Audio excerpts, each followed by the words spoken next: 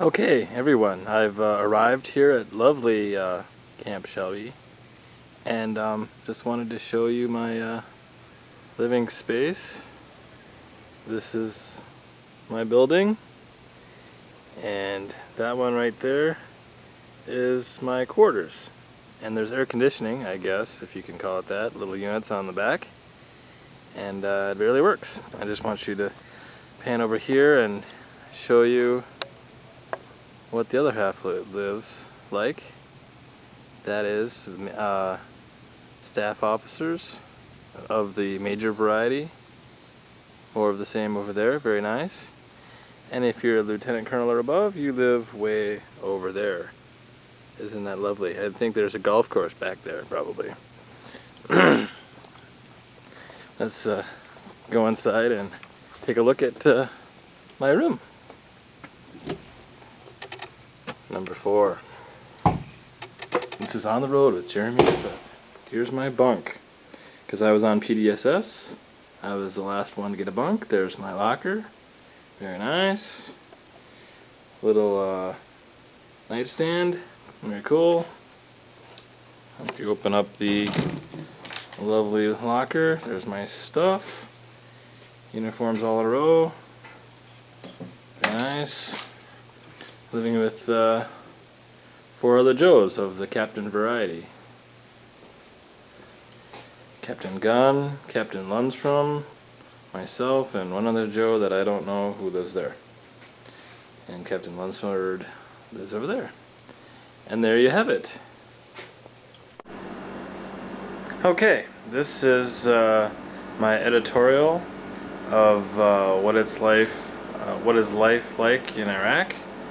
And we're starting with my room. It's about 10 minutes to 6 or 17:50.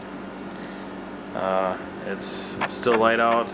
I have a window that's open, and so I let a little light in.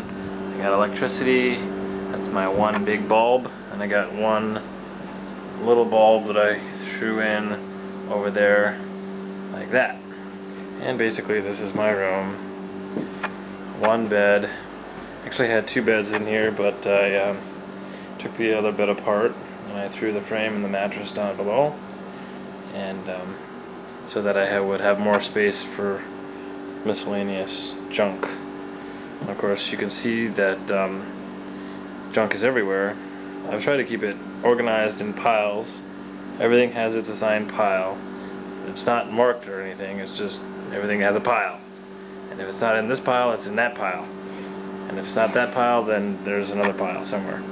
So, if anybody wants to know if they can send me anything, there is one thing that I need. I need a maid. Send me someone who can clean, because this place is, well, okay, it's a bachelor pad in Iraq. So, this is my wall locker. This is my other wall locker.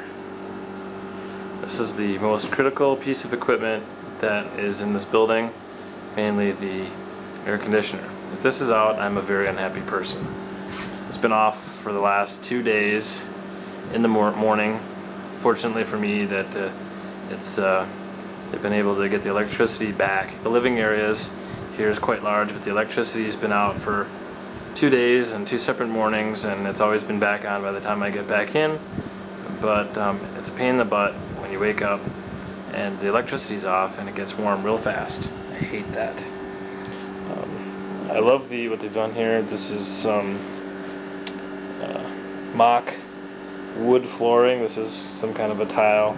It's not real wood flooring. That would be expensive.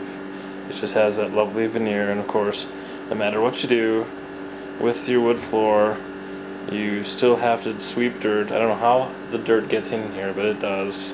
Through the windows, through the cracks, through the door.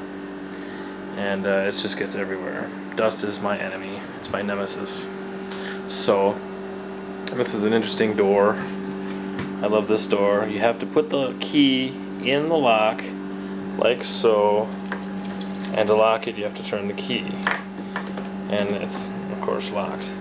And of course, if you take the key out, and you lose your key, someone in your house, and you have a problem, you can't find your key, you can't get out, you're in a very state of panic. So I don't know who designed this, or perhaps I do, but they're a moron. They need to be fired. All I can say about that is KBR. So, and there you have it. That's my room. You go through there? Right in the yard.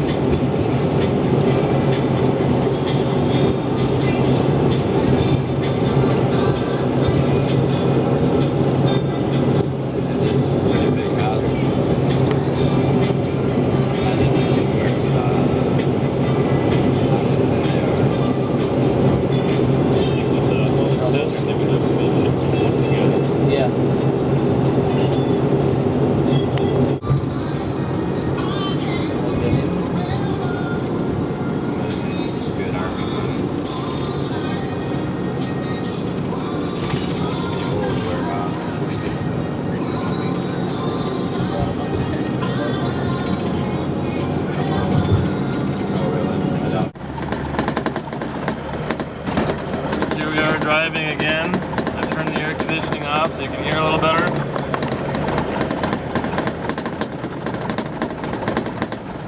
See the different buildings. There are trees here, as you can see. I don't know how these little trees survive, but they do. Not a whole lot of rain. There's the post office. Post office. This is the Air Force compound up here.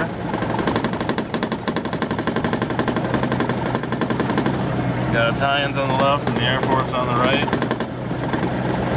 This is another one of those one-ways.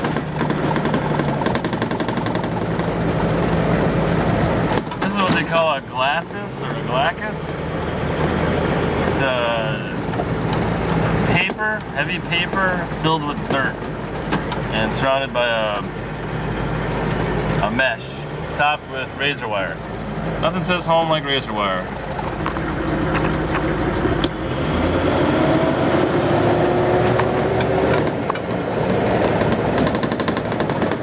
That's what that looks like.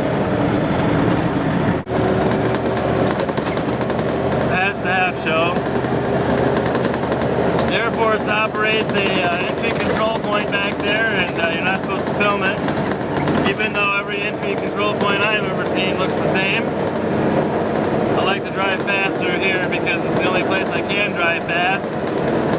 Speed limit's 20. Up here I get up to about 50.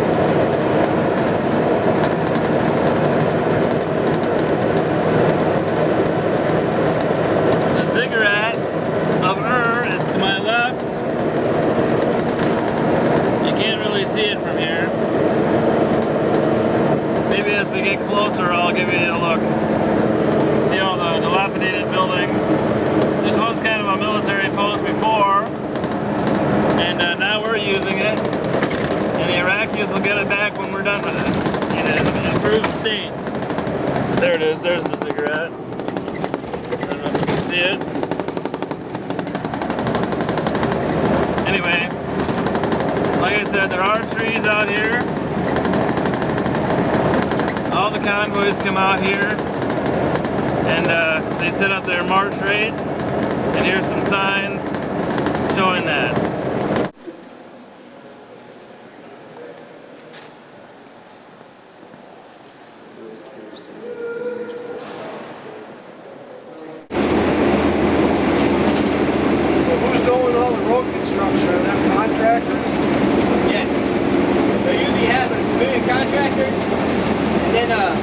Sometimes they have, when we first got here, American engineers were doing a lot of the work, like soldiers, like the engineer battalions. And then it turned to, I was noticing, I don't know all the details, but just from what I saw, it turned to civilians doing it with soldiers watching them.